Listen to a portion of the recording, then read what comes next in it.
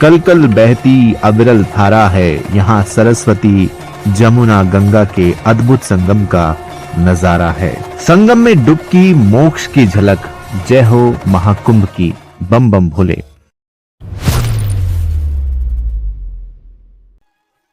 नमस्कार भक्तों, आज मैं आपको महाकुंभ की परम आनंदमयी कथा सुनाने जा रहा हूँ। भक्तों, बताया जाता है कि 12 वर्ष में कुंभ होता है।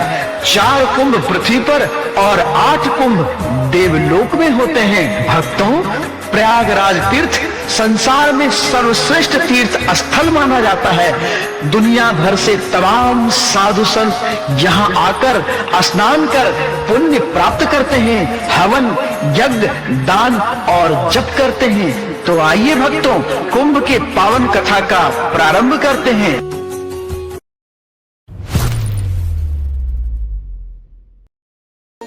करोड़ों साल पहले जब स्वर्गलोक में देवराज इंद्र अपनी शक्ति और ऐश्वर्य में मदमस्त थे, उन्हें ज्ञात ही नहीं था कि संसार के प्रति भी उनका कुछ दायित्व है। इससे संसार का संतुलन बिगड़ सकता था। इस चिंता को दूर करने ऋषि दुर्वासा सप्तऋषियों के प्रतिनिधि बनकर देवलोक की ओर बढ़े। इसी समय उनको ऐरावत पे बैठे देवराज इंद्र देवताओं के साथ आते हुए दिखे। प्रणाम ऋषि दुर्वासा, आपका स्वागत है। आप जैसी महिमा को देखकर हम धन्य हो गए। ऋषि दुर्वासा ने आशीष में हाथ उठाया और अपनी लाई बैजयंती पुष्पों की माला देवराज इंद्र को भेंट स्वरूप प्रदान की। अभिमान में चूर होकर देवराज इंद्र ने माला को ऐरावत के गले में डाल दिया और ऐरावत ने उसे गले से उतारकर अपने पैरों तले रौंद डाला। अपना ऐसा अपमान देखकर ऋषि दुर्वासा क्रोधित हो गए और बोले, हे इंद्र, ने जिस अभिमान से मेरी दी हुई पुष्पमाला का आदर नहीं किया, श्राप देता हूं कि तेरा त्रिलोकी का वैभव नष्ट हो जाएगा। ऋषि, कृपया हमें माफ कर दें, हम पर दया करें। जिस प्रकार तूने मेरी दी हुई माला को पृथ्वी पे फेंका है, उसी प्रकार तेरा और तेरे समस्त देवगणों का त्रिभुवन श्रीहीन हो जाएगा। इस प्रकार कहकर ऋषि दुर्वासा वहां से चल दिए। ऋषि दुर्वासा के शाप के कारण देवताओं की शक्ति क्षीण हो चुकी थी। इसका लाभ उठाते हुए असुरों ने स्वर्ग पर आक्रमण कर दिया। सर जो उठेगा धड़ से कटेगा, कहां पे छिपेगा कहां पे बचेगा। तो गिरेगा गिरा तो चिरेगा, छिपा तो मिलेगा मिला तो मारेगा। जाग भाग भाग बच सके तो बच ले आज। आंधी है ये ज़लज़ला है, पूरे जोर पर चला है। किस्मत में जो लड़ा है, कौन रह सका खड़ा है। सबसे अटल सबसे प्रबल शस्त्र रचित रक्त चरित चरित रक्त चरित रक्त चरित रक्त चरित रक्त चरित रक्त चरित रक्त चरित रक्त चरित सबसे अटल सबसे प्रबल शस्त्र रचित रक्त चरित चरित रक्त चरित रक्त चरित रक्त चरित। बात बात पर है घात, मौत की भी जीव सा। जब जाग भाग भाग बच सके तो बच लिया।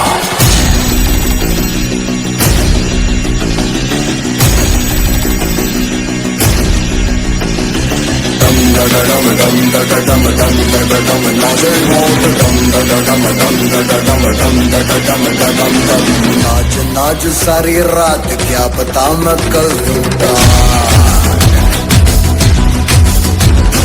पीट पीट ढोल पीट, हाथ पाँव मार ठेठ। नाच नाच उंगलियों पे नाच नाच, रात सारी मौत का हूँ मैं मदारी। बाज डमरू सी कटारी, डम डम डम डम डम नाच मौत का।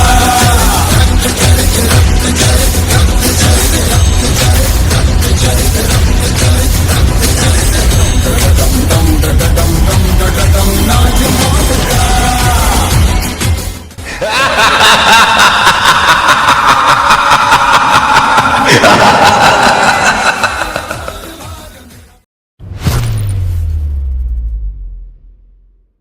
हमारे पास अब कोई विकल्प नहीं बचा। स्वर्ग हमारे हाथ से चला गया। हमें मार्गदर्शन की आवश्यकता है। चलो भगवान ब्रह्मा के पास चलते हैं। इस विपदा का हल ढूंढने सभी देवता ब्रह्मा जी के पास गए। हे ब्रह्मदेव, हम घोर संकट में हैं। असुरों ने स्वर्ग पर अधिकार कर लिया है। हमारी शक्तियां नष्ट हो चुकी हैं। देवताओं, तुम्हारा यह संकट तुम्हारे अहंकार और गलतियों का परिणाम है। कृपया हमें इस स्थिति से बाहर निकलने का मार्ग दिखाए।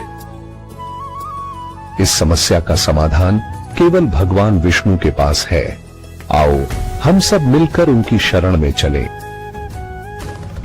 भगवान ब्रह्मा और सभी देवता ब्रह्मलोक से भगवान विष्णु जी के पास चले गए। हे भगवान विष्णु, इन देवताओं ने अपने अहंकार के कारण अपनी शक्ति खो दी है। अब असुरों ने स्वर्ग पर अधिकार कर लिया है। कृपया इन्हें इस संकट से बचाने का उपाय बताइए। देवताओं, ये संकट तुम्हारे लिए एक शिक्षा है। अपनी शक्तियों को पुनः प्राप्त करने के लिए तुम्हें समुद्र मंथन करना होगा। इस मंथन से अमृत प्राप्त होगा जो तुम्हारी शक्ति को पुनर्स्थापित करेगा। भगवान, असुर हमारा साथ क्यों देंगे? वे तो हमारे शत्रु हैं। उन्हें यह विश्वास दिलाओ कि अमृत से वे भी लाभान्वित होंगे। इस कार्य में विवेक और धैर्य से काम लेना होगा, लेकिन स्मरण रहे, अंत में अमृत केवल देवताओं को प्राप्त होगा। भगवान विष्णु ने देवताओं को समुद्र मंथन का सुझाव दिया, जिसमें असुरों को भी शामिल करना अनिवार्य था। इस कार्य को सिद्ध करने के लिए देवराज इंद्र राजा बलि के पास जाते हैं। इंद्र, स्वर्ग पर अधिकार खोने के बाद अब क्यों आए हो?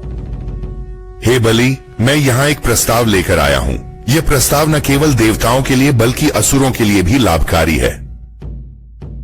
प्रस्ताव देवताओं से, और वह भी हमारे लिए लाभकारी? यह तो सुनने लायक है। बोलो, तुम्हारा प्रस्ताव क्या है? हम समुद्र मंथन करने का प्रस्ताव रखते हैं। इस मंथन से अमृत की प्राप्ति होगी, जो अमृतत्व प्रदान करता है। इस कार्य में तुम्हारे सहयोग की आवश्यकता है। अमृत? अमृत? और हमें इसमें सहयोग करना चाहिए। इसका क्या लाभ होगा हमें? अमृत का लाभ तुम्हें भी मिलेगा। देव और असुर दोनों अमर हो सकते हैं, लेकिन यह कार्य अकेले संभव नहीं है। हमें तुम्हारी शक्ति और सहयोग की आवश्यकता है। बलि एक पल के विचार विमर्श के बाद इंद्र की ओर वापस मुड़ता है। ठीक है इंद्र, हम इस मंथन में सहयोग करेंगे, लेकिन याद रखना, हम अमृत में अपना हिस्सा चाहते हैं। यदि किसी प्रकार की चालाकी हुई तो उसके परिणाम की जिम्मेदारी तुम्हारी होगी। हमारी ओर से किसी प्रकार का छल नहीं होगा। यह मंथन हम सबके लिए लाभकारी होगा। इस प्रकार इंद्र और बलि के बीच सहमति बनी। देवताओं और असुरों ने मिलकर समुद्र मंथन की तैयारी शुरू कर दी। समुद्र मथने के लिए मंदराचल पर्वत से आज्ञा लेकर उसे मथनी के रूप में प्रयोग करो, और रस्सी के लिए भगवान शिव से वासुकी नाग लेने की प्रार्थना करो। मैं स्वयं कच्छप अवतार लेकर मंदराचल को अपनी पीठ पर धारण करूंगा। भगवान विष्णु की सलाह पर ऐसा ही हुआ। समुद्र को मथने के लिए एक तरफ देवता और एक तरफ असुर लगे, और फिर रस्सी रूपी वासुकी नाग द्वारा समुद्र मंथन करने लगे। जगत कल्याण के लिए आप सभी के सहयोग के साथ समुद्र मंथन आरंभ किया जाए।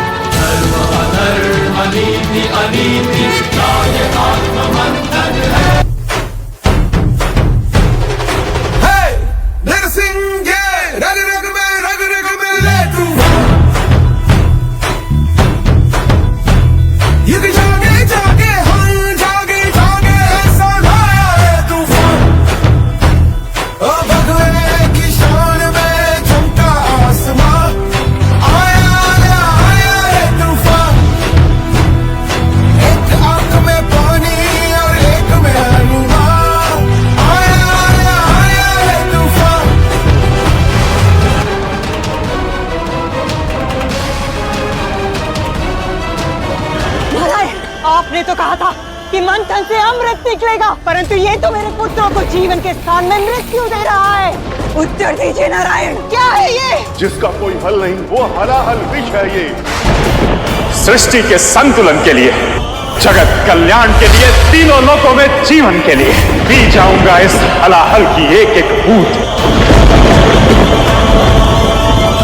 रुक जाइए आराध्य, सृष्टि के कल्याण की पीड़ा केवल आप ही क्यों उठाएं? मैं भी त्रिदेवों में से एक हूँ, मेरा सहयोग आवश्यक है। ये शंख मुझे दीजिए नारायण, इस कालकूट का पाल मैं करूँगा। नहीं महादेव, मैं आपको इतने बड़े संकट में नहीं डाल सकता। हम त्रिदेवों के अपने दायित्व हैं। ब्रह्मदेव सृजन करते हैं, आप पालन तो संहार कौन करेगा? सौंप दीजिए मुझे मेरा दायित्व। आपकी सहायता करने से आपका वचन मुझे रोक सकता है, किंतु उन्हें नहीं। आदि शक्ति, मैं आपका आवाहन करता हूं।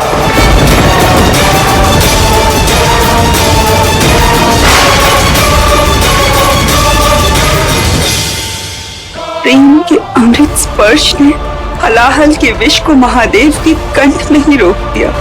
हलाहल के प्रभाव से मेरे आराध्य का गला नीला पड़ गया है, इसलिए आज से ये जगत महादेव को नीलकंठ के भी नाम से जानेगा। नीलकंठ महादेव की जय। नीलकंठ महादेव की जय। नीलकंठ महादेव की जय।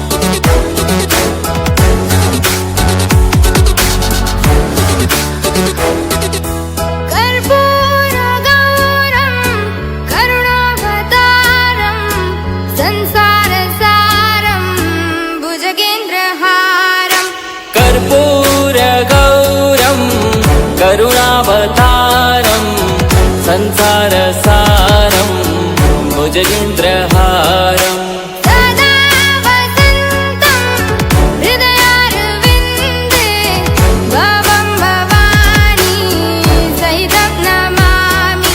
सदा वसन्तं हृदयारविन्दे भवं भवानी सहितं नमामि। हर हर शंभु शंभु शिव महादेव शंभु शंभु शिव महादेव हर शंभु शंभु शिव महादेव शंभु शंभु शिव महादेव।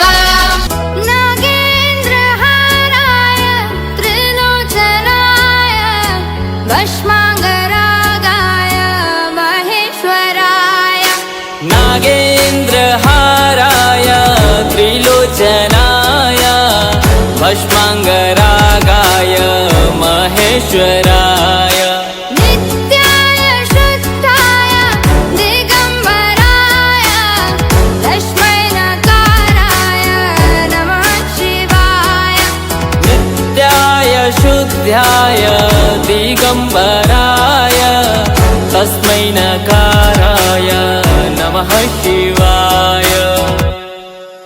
हर हर शंभु शंभु शिव महादेव शंभु शंभु शिव महादेव हर शंभु शंभु शिव महादेव शंभु शंभु शिव महादेव।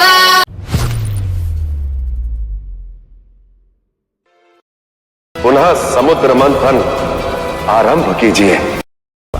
समुद्र मंथन से सबसे पहले एक भयंकर विष निकला, उसके बाद कामधेनु दिव्य गाय, फिर प्रकट हुआ ऐरावत, फिर देवी लक्ष्मी जो धन, ऐश्वर्य और सुख का प्रतीक है, और आखिर में भगवान धन्वंतरी समुद्र मंथन का सबसे महत्वपूर्ण रत्न अमृत लेकर प्रकट हुए। देवता और असुर दोनों ने इसे प्राप्त करने के लिए अपनी पूरी ताकत झोंक दी। भगवान विष्णु मोहिनी का रूप धारण करते हैं ताकि अमृत देवताओं को मिले। तुम सबको अमृत मिलेगा लेकिन इसे सही तरीके से प्राप्त करना होगा। मैं इसका बंटवारा करूंगी। भगवान विष्णु ने मोहिनी रूप धारण किया और असुरों को अपनी सुंदरता और आकर्षण से मोह लिया।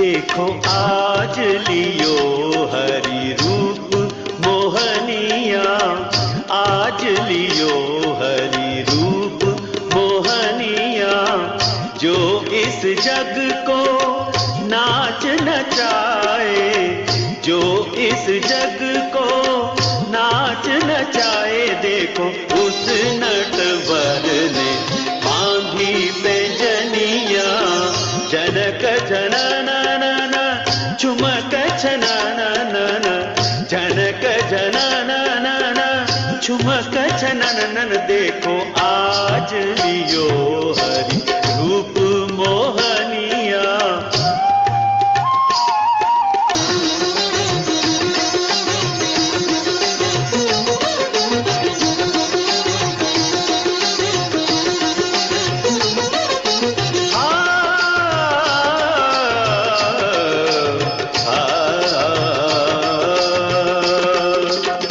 प्रेमातुर दानव दल भ्रम की लट में उलझे,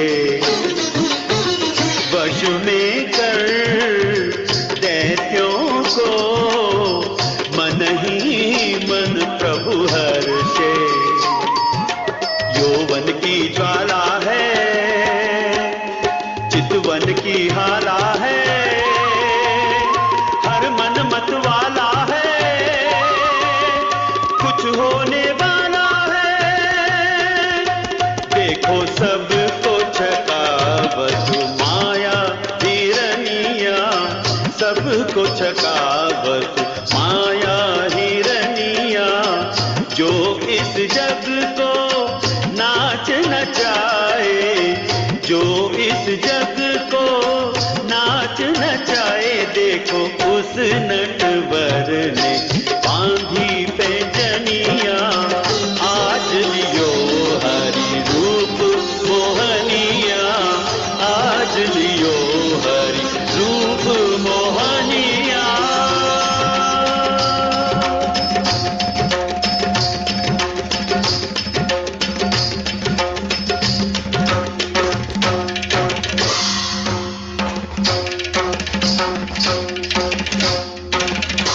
असुरों ने विश्वास किया कि मोहिनी उन्हें अमृत का वितरण करेगी, लेकिन वह अपनी चतुराई से देवताओं को अमृत दिलाने में सफल हुए। यह धोखा था, हमें अमृत नहीं मिला, हम इसका पीछा करेंगे। देवताओं, भगवान विष्णु ने हमें अमृत दिलवा दिया, अब हमें इसका संरक्षण करना होगा। असुरों ने अमृत के लिए देवताओं का पीछा करना शुरू किया और यह संघर्ष जारी रहा। असुरों और देवताओं के बीच यह संघर्ष पूरी तरह से आकाश में फैल गया। इस दौरान अमृत के कुछ अंश धरती पर गिर गए। अमृत की बूंदों के गिरने से प्रयाग, हरिद्वार, नासिक और उज्जैन पवित्र हो गए। इन स्थानों पर अब हर साल भक्तों का मेला लगता है। कुंभ मेला का आयोजन हर 12 वर्ष में होता है। यह समय चक्र ब्रह्मांडीय घटनाओं से जुड़ा हुआ है, जब सूर्य, चंद्रमा और बृहस्पति ग्रह इन 4 पवित्र स्थानों के ऊपर विशेष रूप से स्थित होते हैं, तो यह समय कुंभ मेला के आयोजन के लिए उपयुक्त माना जाता है। तो यह थी ऋषि दुर्वासा के शाप और कुंभ मेले की पवित्र यात्रा। ओम नमो गंगायै विश्वरूपिणी नारायणी नमो नमः।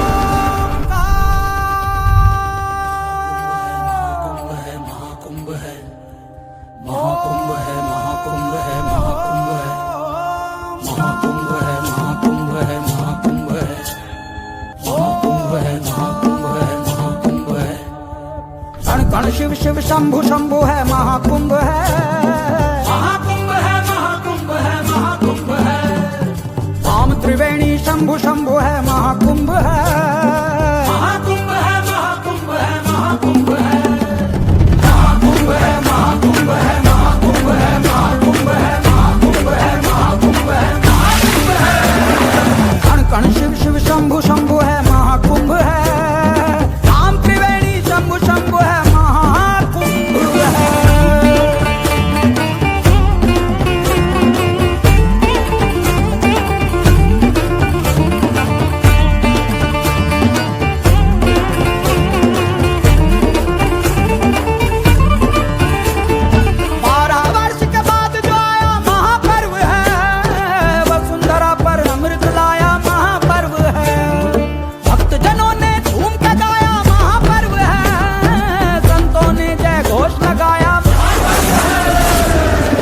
शिव शिव शंभु शंभु है शंभु शंभु है शंभु शंभु है धाम त्रिवेणी शंभु शंभु है शंभु शंभु है महाकुंभ है महाकुंभ है महाकुंभ है महाकुंभ है महाकुंभ है महाकुंभ है महाकुंभ है पर अमृत लाया महापर्व है भक्त जनों ने झूम के गाया महापर्व है संतों ने जय घोष लगाया कण शिव शिव शंभु शंभु है शंभु शंभु है शंभु शंभु है धाम त्रिवेणी शंभु शंभु है शंभु शंभु है महाकुंभ है महाकुंभ है महाकुंभ है महाकुंभ है महाकुंभ है